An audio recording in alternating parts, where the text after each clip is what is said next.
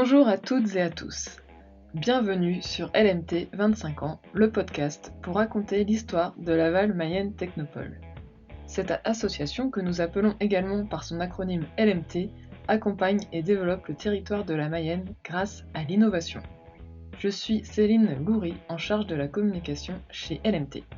Avec ce podcast, nous souhaitons proposer chaque semaine de 2021 un morceau de l'histoire de LMT raconté au travers des conversations avec des membres de l'association, de l'équipe salariée, des partenaires ou encore des entreprises accompagnées qui ont participé à cette aventure collective.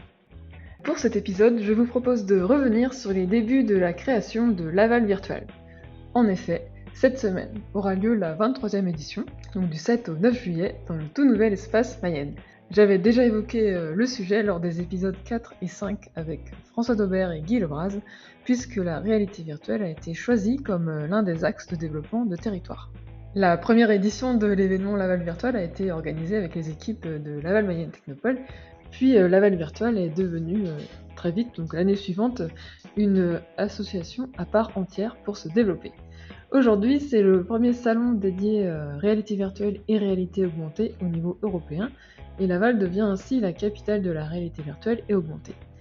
Dans cet épisode, je retrouve Simon Richir, qui a contribué à l'émergence de Laval Virtual et qui est toujours lié et associé à cet événement en tant que directeur scientifique. Ainsi, vous allez comprendre comment est né cet événement, quelle était l'organisation, donc en 1999, quels ont été les fondements de cet événement. Et cette conversation avec Simon Richir, qui est également donc professeur des universités et directeur délégué de l'Institut Laval Arts et Métiers, c'était aussi l'occasion d'évoquer Mayam, qui est à l'origine du challenge compétences. Je vous souhaite une bonne écoute.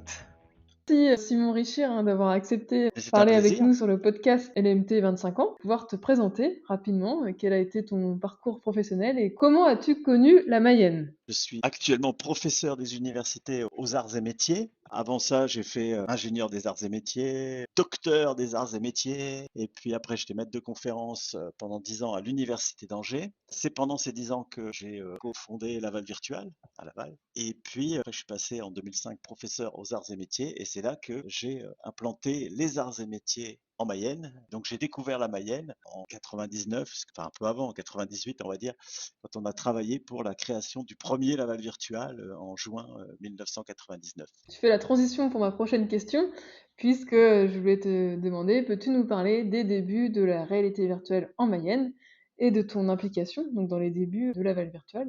Il était une fois un jeune chercheur à l'université d'Angers, un maître de conférence, qui avait un directeur qui s'appelait le professeur Bernard Taravel et qui était connu pour avoir cofondé le Futuroscope avec René Monory et Thierry Breton à Poitiers. Et le professeur Taravel rencontra un jour dans une réunion François Daubert, donc député maire de Laval et ministre de la Recherche, 2 fois ministre de la Recherche, qui lui demanda, écoutez, professeur Taravel, le Futuroscope, génial, mais quel succès! Mais est-ce qu'on pourrait faire à Laval quelque chose qui aurait le même succès, etc. Le professeur Taravel donc m'en a parlé après en disant François Daubert m'a demandé un truc, qu'est-ce qu'on pourrait lui proposer, etc. Et puis donc, en réfléchissant, moi j'avais déjà un peu abordé la 3D dans ma thèse avant d'être maître de conférence à l'université d'Angers. Puis je suivais un peu ce qui se faisait en réalité virtuelle. Je me dit, la réalité virtuelle, ça pourrait être un truc pas mal. Voilà. Et c'est comme ça que ça a démarré. Et donc, on a proposé à François Daubert de créer un parc à la base, c'était un parc sur la réalité virtuelle à Laval. Donc, il nous a commandé, enfin, Laval Aglo nous a commandé une étude qu'on a rédigée. J'ai retrouvé récemment d'ailleurs, c'est un truc qu'on va mettre, on va mettre au musée. Et donc, dans cette étude, on lui expliquait, enfin, on regardait un peu, on a fait un état de l'art, etc. On regardait comment faire une sorte de parc, un centre d'interprétation des technologies numériques de la réalité virtuelle. Et puis, ce qu'on conseillait fortement à Laval et à Laval Agglomération, c'était de créer très vite un événement parce qu'on avait repéré qu'il y avait beaucoup de gens qui s'intéressaient, qui commençaient doucement à faire des visites d'études pour s'intéresser un peu à la réalité virtuelle. Et on a proposé de dire, planter le drapeau rapidement, créer un événement qui s'appellerait Laval Virtual. Là, je suis content, c'est moi qui ai inventé le nom. Et voilà, il y aurait ça dans l'événement, clac, clac, et puis on peut vous l'organiser, etc. Donc voilà, on a présenté ça à Laval Aglo, j'ai présenté ça devant l'Aglo réunie à la mairie de Laval, etc. Et puis, banco, c'est parti, elle a dit on y va. Et donc on a monté le premier Laval virtual avec une quarantaine d'étudiants de l'ISTIA d'Angers, enfin l'ISTIA c'est Polytech Angers maintenant ça s'appelle. J'avais une quarantaine d'étudiants de DESS, donc de Master 2, Innov Europe, Innov Info. Et voilà, pendant l'année, c'était vraiment le projet de début d'année, premier semestre. On a tout monté, les awards, l'exposition, les compétitions étudiantes, le colloque scientifique, tout ça. Donc il y avait tous les étudiants qui bossaient là-dessus. On était répartis par petits groupes. Et puis voilà, on a fait des revues de projet. Alors il y avait des revues de projet fleuve, hein, donc il y avait Guy Lebras, puis Jean-François Fontaine, son adjoint de la Technopole, qui venait à Angers assister à ces revues de projet fleuve. On pouvait plus, parce que maintenant qu'on fasse parler tous les étudiants, chaque groupe projet, etc., on avait des revues de projet de 2 ou 3 heures, etc., quoi. Voilà. Mais au final, ça s'est monté, et début juin 1999, on a créé le premier Laval Virtual, des tas d'étudiants à tous les postes, et puis un gros succès, quoi, puisque gros succès médiatique, puisqu'il y a eu une très grande couverture presse, même une double page centrale dans Libération, où sera la Technopolis? Alors, ils citaient Lyon, Bordeaux ou Laval, quoi. Donc, d'un seul coup, ils mettaient Laval à hauteur de Lyon et Bordeaux. Et là, ils ont dit, waouh, on tient un truc de fou. Allez, on continue. Et donc, voilà, dans la foulée, il y a eu création de l'association Laval Virtual et le succès qu'on sait, puisque aujourd'hui, Laval Virtual, ils sont à 45 salariés. Et Laval Virtual est le plus gros salon européen, voire mondial, enfin, en comparaison avec le SIGGRAPH, quoi, sur les technologies immersives. Une belle aventure du territoire. Et sinon, est-ce que tu peux nous dire, donc, c'était quoi les principes fondateurs, en fait, de Laval Virtual pour cette première édition? Tout à fait. Alors l'idée fondateur, c'était en fait ce qui avait guidé René Monory, le professeur Taravet, Thierry Breton, etc. Dans la création du Futuroscope. En fait, quelque part, c'est une sorte de triangle où il y a d'un côté les entreprises, d'un autre côté, enfin sur un triangle, donc il y a trois, il y a trois pointes. Il y a une pointe, c'est les entreprises, une autre, c'est le grand public, et une troisième, c'est la formation et la recherche, donc les chercheurs et les étudiants. Et donc l'idée avec ce triptyque, ben, l'idée c'était de faire la même chose par rapport dupliqué pour le côté Laval virtuel, donc sur une autre technologie, sur la réalité virtuelle, et puis donc d'avoir un événement qui regrouperait à la fois des étudiants et des scientifiques, donc ça c'était le colloque international, c'était les compétitions étudiantes, qui regrouperait les entreprises, alors ça c'est le salon bien sûr, et les awards, et puis aussi bah, le grand public, et c'est pour ça que Laval virtuel dès le début a ouvert le week-end au grand public, et ça c'est un point super important. Ça a été un peu décrié par la presse au début qui nous disait mais ça va pas, non, qu'est-ce que vous faites venir le grand public, réalité virtuelle? Non mais allô, quoi, je veux dire,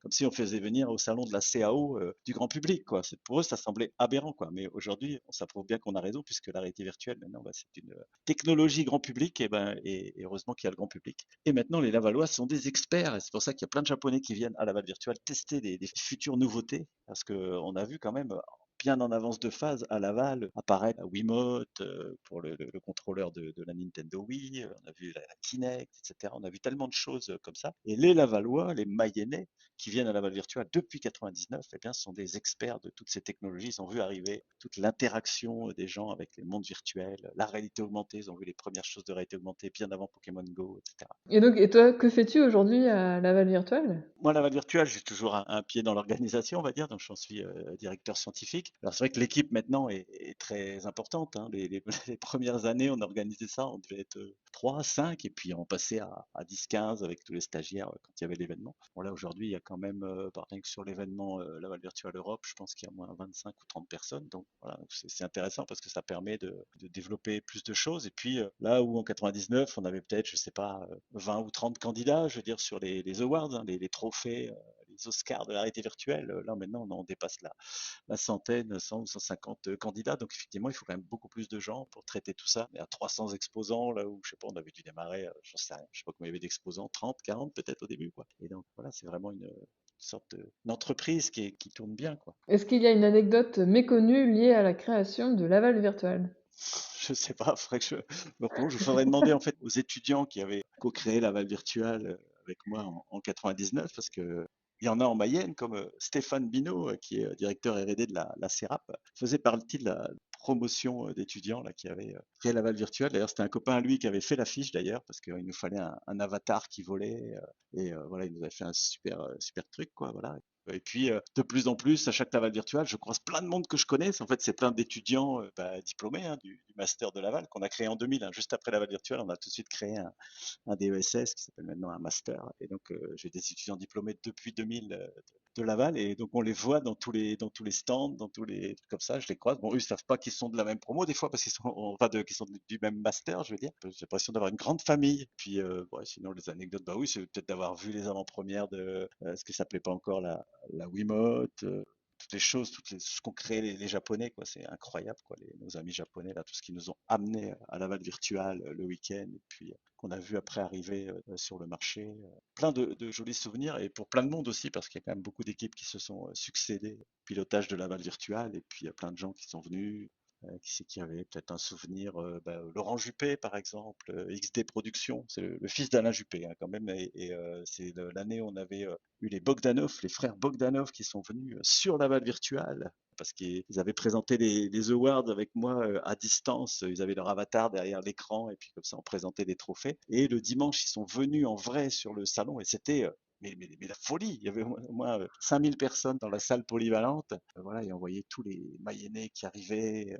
Et est-ce que tu as des moments forts à nous partager sur le déploiement de la réalité virtuelle sur le territoire? Les moments forts, c'est pour moi, c'est chaque année Laval Virtual. C'est-à-dire avec quand j'arrive, comment dire, les scénographes ont bien travaillé, puis voilà, il y a des nouvelles couleurs, il y a une nouvelle affiche, il y a une nouvelle mise en scène, une nouvelle structuration. C'est un peu comme si on découvrait, je sais pas, quand Euro Disney se redécore, etc. Enfin, encore Euro Disney, ça change pas vraiment Laval Virtual. À chaque fois, chaque année, c'est un peu nouveau. Il y a des nouveaux exposants, il y a des nouvelles couleurs, etc. Donc, il y avait l'inauguration aussi de Eon Reality. Bon, même si ça s'est pas bien déroulé par la suite, je veux dire, mais quand on a eu ce grand acteur de la réalité virtuelle américain qui est s'implanter à Laval dans son superbe showroom décoré par Genius Mondi, pour faire de la pub à Mariella. Mariella qui a fait le master aussi réalité virtuelle de Laval, donc qui a été attiré à Laval par la réalité virtuelle. Et ça, c'est vrai qu'on pourrait raconter aussi pas mal d'histoires comme ça Mmh. de jeunes qui sont venus voir parce que, tiens, à Laval, il y avait une formation sur la réalité virtuelle, comme Gilles Van Herzele aussi, hein, le patron d'Enozone. Tiens, un jeune Belge qui est venu voir, qui dit, oh, bon, je viens faire le master une fois à Laval, et puis voilà, et il est jamais reparti, il a créé sa boîte Enozone, et voilà, ça tourne toujours à Laval. Donc, il y a plein de belles histoires comme ça aussi qui se sont racontées sur ces 23 ans de réalité virtuelle à Laval. Et donc sur l'aspect aussi recherche lié à la réalité virtuelle, donc comment est né le laboratoire dédié à la réalité virtuelle à Laval? En 2005, j'ai implanté les arts et métiers à Laval, donc j'ai créé l'Institut Arts et métiers de Laval. Alors c'est la Voilà. dernière implantation arts et métiers, hein. C'est pas facile d'avoir une implantation des arts et métiers. Arts et métiers, c'est quand même c'est la plus grande école d'ingénieurs publique française, hein, qui a été créée il y a plus de 200 ans. Le centre le plus ancien, je crois que c'est Châlons en Champagne. Voilà, donc là, c'est vraiment l'école mythique, les quatre arts, voilà. Et bon, c'est assez rare d'avoir un centre arts et métiers. Je crois que Lyon avait essayé récemment, ils n'ont jamais réussi.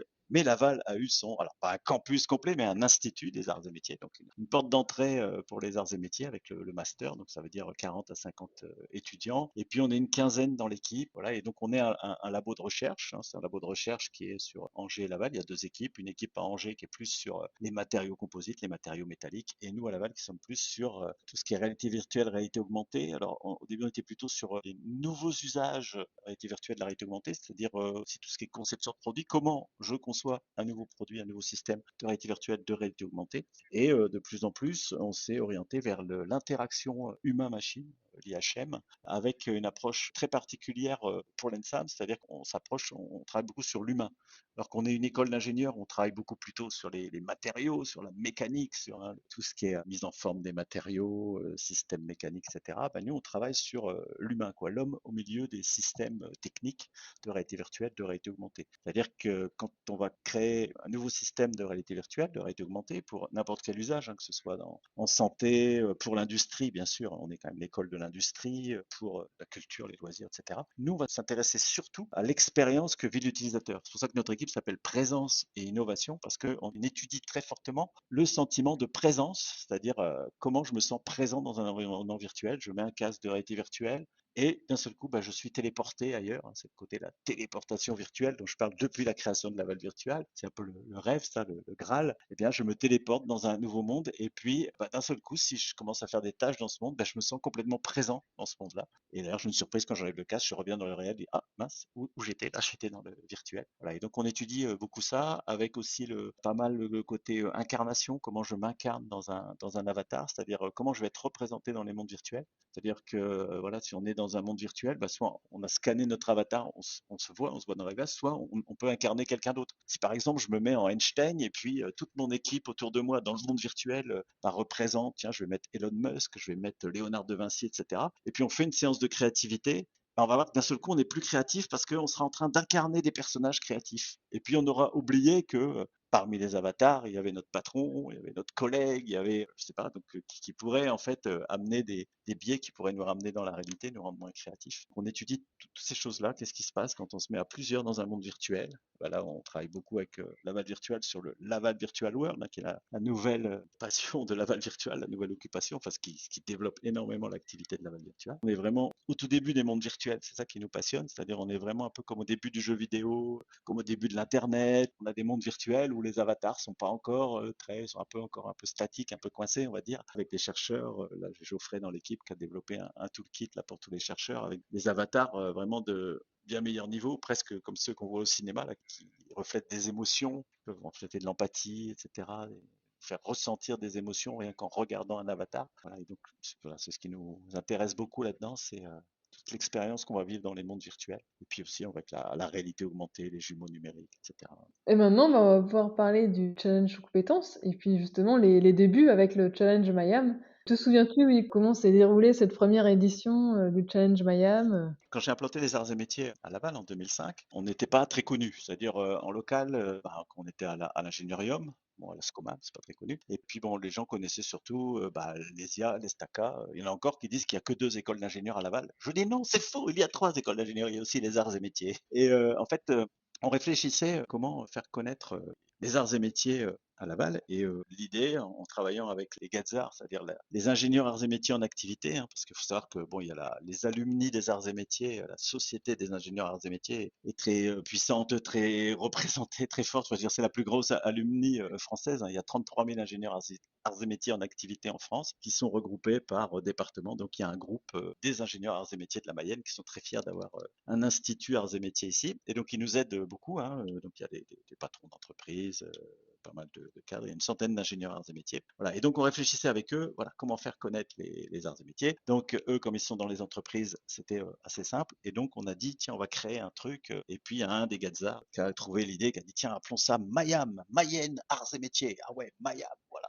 Challenge Mayam. Et donc voilà, on est parti à monter ça. Et puis j'en ai parlé à Christian, qui a trouvé ça super génial. Comme d'habitude, Christian est toujours enthousiaste. Donc Christian Travier, le directeur de la Technopole, qui a dit allez, Banzai, et ben écoute, nous on organise Innovdia. Voilà, et ben écoute, on va faire les présentations de projets vont être faites lors d'Innovdia. Et puis voilà, on couple Mayam et Innovdia. Et voilà, c'était le début de notre grand mariage entre la Technopole et Arts et Métiers Laval. Voilà, et on a fait le premier Mayam lors d'Innovdia. Et puis voilà, ça a bien marché. On a continué, hein, putain, on continue parce qu'on vient de fêter les 10 ans de Mayam. Et puis Christian après a dit pourquoi on ferait ça que avec les arts et métiers? Parce qu'en fait, c'est trop génial, quoi. Les entreprises de la Mayenne, il y a d'autres talents, d'autres écoles comme l'IUT au niveau bio, etc. Il y a les IA, il y a les STACA, tout ça. Et donc voilà, donc avec le dynamisme de Christian qu'on connaît légendaire, et hop, boum, il a créé le challenge compétences. Il ne pouvait pas appeler ça Mayam parce que les autres écoles n'auraient pas été d'accord pour s'appeler arts et métiers, c'est sûr. Et donc il a créé le challenge compétences. Ça fonctionne bien avec d'autres écoles. Et puis il y a 3 ans, on a créé une autre forme encore parce que avec Christian, on aime bien la créativité, on aime bien créer des choses. Alors le challenge compétences, on le garde pour nos master 1, notre première année de master. Et pour les deuxièmes années de master, comme on a créé une chaire avec Manuel qui s'appelle Time to Concept pour réduire le temps entre l'idée et le concept, on va faire un challenge différent pour les deuxièmes deuxième année pour les M2. Et donc là, on a fait Mayam Time to Concept, donc toujours avec la Technopole, où là, on essaye d'aller un peu plus loin pour les entreprises, c'est-à-dire vraiment essayer de trouver des entreprises un peu plus matures, un peu plus grandes, pour lesquelles on pourrait proposer des sujets d'innovation, toujours en lien bien sûr avec les technologies du virtuel, qui seraient à mettre en place à plus long terme. Là, par exemple, pour cette année, on a travaillé avec GIS, hein, où on a réfléchi un peu ce que pourrait être la maintenance de toutes les machines connectées GIS dans 5 ans à 10 ans, et comment la réalité virtuelle ou la réalité augmentée pourrait aider à la maintenance de ces 3, 4, 5 millions de machines connectées à travers le monde, quoi. Donc, Est-ce que tu as d'autres moments forts à nous partager dans le challenge compétences? c'est vraiment super ce challenge parce qu'on a vraiment appris à connaître des tas d'entreprises. Il y en a quelques-unes derrière qui ont travaillé avec nous pour aller plus loin, qui avaient envie de creuser un peu le concept qui avait été imaginé par nos étudiants. Je me souviens par exemple de la présentation des lauréats de je sais plus quelle année, quand c'était Montbana qui avait gagné. Donc voilà, des étudiants qui avaient imaginé qu'on pouvait utiliser les papiers d'emballage des petits chocolats, des petits carrés de chocolat qu'on mange avec le café, qui sont faits par Montbana. Et donc ce petit carré de chocolat, on l'ouvre et puis le papier souvent on le jette. Et là l'idée c'était de déplier le papier et puis de mettre son smartphone devant et d'en faire quelque chose en réalité augmentée, c'est-à-dire l'application reconnaît papier Montbana et puis vous donne par exemple comment faire un petit origami. Et ils nous avaient fait une soutenance carrément mise en scène, quoi. Ils étaient trois potes au café. Ah salut, tu vas bien et tout. Ah tiens, qu'est-ce que tu fais? Mais qu'est-ce que tu fais avec le papier et tout? Ah regarde, tu connais pas cette application? Trop génial, regarde, je fais un origami. Ah ouais, génial. Et là, c'est vrai qu'à la soutenance, après la fin de la semaine du challenge compétences, il y avait quand même le patron de Montbana, directeur de la communication, directeur de l'innovation, les trois étaient là. Et puis on a vu arriver 6 mois plus tard une application comme ça de réalité augmentée, en plus développée par Enozone, Gilles Van der Zelle du master. C'est pas un origami, c'était un petit truc de Noël en fait. On était au moment de Noël et donc on avait une petite application en réalité augmentée de Noël. Pour toi, c'est quoi l'innovation? Pour innover, je pense qu'il faut essayer de pas suivre la voie que tout le monde suit, quoi. Il faut toujours être un peu borderline, sans passer dans l'illégalité, mais être toujours un petit peu dire jusqu'où je peux faire bouger les lignes, quoi. Parce que si je suis dans le fleuve principal, je fais comme tout le monde. Tout le monde a vu en même temps arriver, par exemple, je sais pas quoi, l'Oculus Quest, le nouveau casque, là, le moins cher des casques de réalité virtuelle. Donc tout le monde va avoir les mêmes idées de développement de services, etc. Tout ça par rapport à ça. Par contre, si on se décale un petit peu, hein, on fait un pas de côté. C'est Bruno Buick qui en parlait récemment, justement dans un TEDx, de dire la technique du crabe, je me décale un petit peu, je regarde un peu différemment, et il y a peut-être d'autres choses à faire, ou alors faire des liens avec les gens qui n'ont jamais utilisé les technologies du virtuel. C'est un peu ce qu'on fait avec la Technopole, avec Mayam, hein, avec le challenge compétences, c'est aussi de dire, vous pourriez regarder ce qu'on pourrait faire avec ça. Ça m'amène un autre souvenir, c'est premier Mayam qu'on a fait avec le groupe Pigeon. Alors le groupe Pigeon, c'est les carrières de Chafnay, donc c'est des gens qui extraient des cailloux, et donc on a envoyé une équipe d'informaticiens, enfin nos étudiants de réalité virtuelle dans la carrière, en disant ben voilà, quoi la réalité virtuelle peut servir au groupe Pigeon. Ça pouvait sembler juste hallucinant. Les étudiants, ils n'avaient jamais été dans une entreprise telle que celle-là, etc. Et ils ont eu de super bonnes idées, hein, de dire tiens, on pourrait représenter la carrière, comment elle va évoluer au fur et à mesure des années, comment les cailloux vont s'enlever, on pourrait peut-être même calculer le tonnage, etc. Montrer comment la carrière sera dans 100 ans quand les arbres auront poussé, quand l'eau aura envahi le trou, hein, creusé, etc. Tout plein de choses comme ça. Donc ils ont donné plein d'idées, c'était super génial. Le patron du groupe Pigeon, Laurent Pigeon, était à la soutenance. Et puis je l'ai vu arriver 3 ans plus tard. Ouais, Simon, ouais, dis donc, c'était pas mal ce que j'avais trouvé les étudiants. Et là, je dois aller à la préfecture demander 10 ans de plus là d'extraction de la carrière, ou 25 ans de plus, je sais pas, ils voulaient étendre, mais c'est nul là, mes plans de géomètre. Ils risquent de me dire non. Et donc, on a travaillé pendant 1 an avec une équipe d'étudiants, puis un stagiaire derrière. Et on a fait une super appli qui suivait l'idée de premier Mayam, hein, de dire, voilà, on va représenter la carrière, comment elle va, ça va évoluer. Et puis, on voyait les petits engins. Et puis, comme ça, il a pu aller à la préfecture avec une application sur son PC en 3D qui montrait, qui disait, bah, regardez, si vous me donnez 25 ans de plus, voyez, je vais creuser par ici. Là, je vais mettre des arbres ici. Et puis, vous voyez, je vais créer 3 emplois, puisque là, je vais créer un petit truc de concassage. Là, les camions vont venir là, vont déposer les trucs, etc. Voilà. Et donc, il a eu son extension par rapport à ça. Donc, ça, c'est une belle histoire. Et ça montre vraiment que la réalité virtuelle, la réalité augmentée, ça peut servir à tout type d'entreprise, quoi. Même une entreprise qui ne se sentirait pas concernée, qui dit, bah, attendez, dans notre métier, mais qu'est-ce qu'on va faire avec ça, quoi. Et ça, c'était démontré il y a plus de 10 ans avec le groupe Pigeon. Merci Simon Richir pour cette conversation. Simon est un habitué de la scène, notamment de la présentation des awards à Laval Virtual, et pas que. Ainsi, vous aurez remarqué son talent d'acteur. Pour participer à Laval Virtual cette année, c'est possible à l'Espace Mayenne, mais aussi dans le Laval Virtual World, alors n'hésitez pas si vous voulez découvrir des entreprises, être au fait de toutes les nouvelles technologies immersives ou encore assister à des conférences. Réservez votre place sur le site de Laval Virtual. La Val virtuelle est donc l'événement qui s'adresse aux professionnels pendant les 3 premiers jours et au grand public pendant le week-end. Et pour l'aspect enseignement supérieur et recherche, des compétitions étudiantes sont également organisées, ainsi que des conférences scientifiques. Pour le challenge compétences, après le podcast avec Charlotte Duval, donc l'épisode 23, vous avez maintenant la vision de Simon Réchir et quelques précisions sur des projets qui ont vu le jour grâce à ce challenge. C'est une vision de l'innovation que nous partageons, le fait de faire un pas de côté et d'associer les différentes compétences pour innover. Ce n'est pas seulement le fait d'utiliser les nouvelles technologies qui fait innover, mais bien d'avoir différentes visions qui font avancer les réflexions et amènent de nouvelles idées. Et en parlant de nouvelles idées, je vous retrouve la semaine prochaine avec une entreprise innovante et qui a été accompagnée lors des débuts de la création de l'incubateur de Laval Mayenne Technopole. À la semaine prochaine!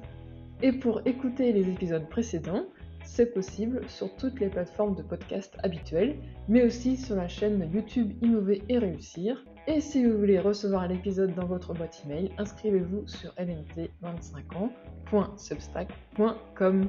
À très bientôt sur les ondes de l'innovation mayonnaise.